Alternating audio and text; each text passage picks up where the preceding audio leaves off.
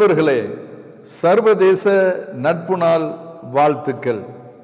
எங்களுடைய ஊழியத்திற்கு பெயர் குட் நியூஸ் ஃப்ரெண்ட் மினிஸ்ட்ரீஸ். அப்படி என்றால் இயேசுவின் ஊழியங்கள் என்பதாக அர்த்தம். குட் நியூஸ் ஃப்ரெண்ட் என்பது இயேசுவை குறிக்கும். ஆகவே இந்த பெயரிலே ஆண்டவர் ஒரு தரிசனத்தை தந்தார். ஊழியத்தை ஆரம்பிக்கும் பொழுது, சில நாட்கள் உபவாசித்து ஜெபிக்கும் பொழுது, ஒருவருடைய கரத்திலிருந்து ஒரு உப்பு பாக்கெட்டை பெறுகிறேன். அதிலே குட் நியூஸ் ஃப்ரெண்ட் மினிஸ்ட்ரீஸ் என்று எழுதப்பட்டிருந்தது. அதை பார்த்தவுடன் எனக்கு மிகுந்த சந்தோஷம். அதனால் எங்கள் ஊழியத்திற்கு குட் நியூஸ் ஃப்ரெண்ட் மினிஸ்ட்ரீஸ் என்று பெயரிட்டோம். தொடர்ந்து ஊழியம் சென்று கொண்டிருக்கிறது. வேதத்தை வாசிக்க ஆரம்பிக்கிறேன், வாசித்துக் கொண்டிருக்கிறேன். ஒரு முறை யோவான் 15ஆம் அதிகாரம் 15வது வசனத்தை வாசிக்கின்ற பொழுதுதான், நான் உங்களை சிநேகிதன் என்று சொல்லுவேன் என்கிற வார்த்தையை என்னால் வாசிக்க முடிந்தது. எனக்கு ஒரு பெரிய சந்தோஷம். அந்த வசனத்தை வாசித்த பொழுது, ஆண்டவர் நம்மை சிநேகிதன் என்கிறார். நம்முடைய ஊழியத்திற்கும் இந்த வசனத்தின் அடிப்படையிலே பெயர் வைத்திருக்கிறோம் என்று ஒரு பெரிய சந்தோஷம். ஒருவன் தன் சிநேகிதனுக்காக ஜீவனை கொடுக்கிற அன்பிலும் அதிகமான அன்பு ஒருவரிடத்திலும் இல்லை என்று யோவான் 15:13 வாசித்தேன். ஒரு பெரிய மகிழ்ச்சி, சந்தோஷம். ஆம், அந்த அன்பை வெளிப்படுத்தியது ஒரே ஒருவர்.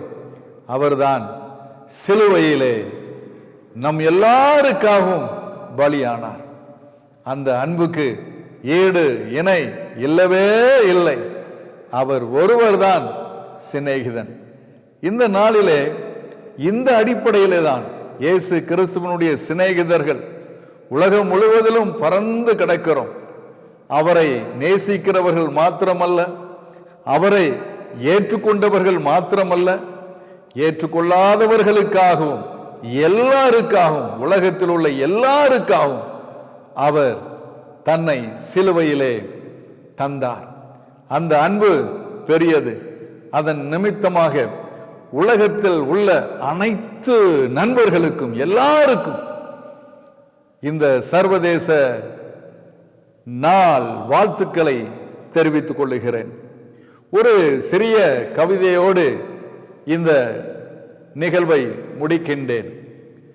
வானுக்கு பூமி நட்பு, பூமிக்கு இயற்கை நட்பு, படைத்தவனுக்கு படைப்பு நட்பு, ஆசானுக்கு அறிவு நட்பு, குடும்பத்திற்கு குணமே நட்பு, தாய்க்கு தாய்மை நட்பு, தந்தைக்கு தியாகம் நட்பு, குழந்தைக்கு பாசம் நட்பு, தேசத்திற்கு மக்கள் நட்பு, மக்களுக்கு மனித நேயம் நட்பு, மனதிற்கு மௌனம் நட்பு, மரணத்திற்கு பாவம் நட்பு, பாவத்திற்கு பரிசுத்த இரத்தம் நட்பு, பரிசுத்த இரத்தத்திற்கு இயேசு நட்பு, இயேசுவுக்கு நான் நட்பு. நீங்கள் யாருக்கு நட்பு? உணர்ந்து கொள்ளுங்கள், புரிந்து கொள்ளுங்கள், அறிந்து கொள்ளுங்கள்.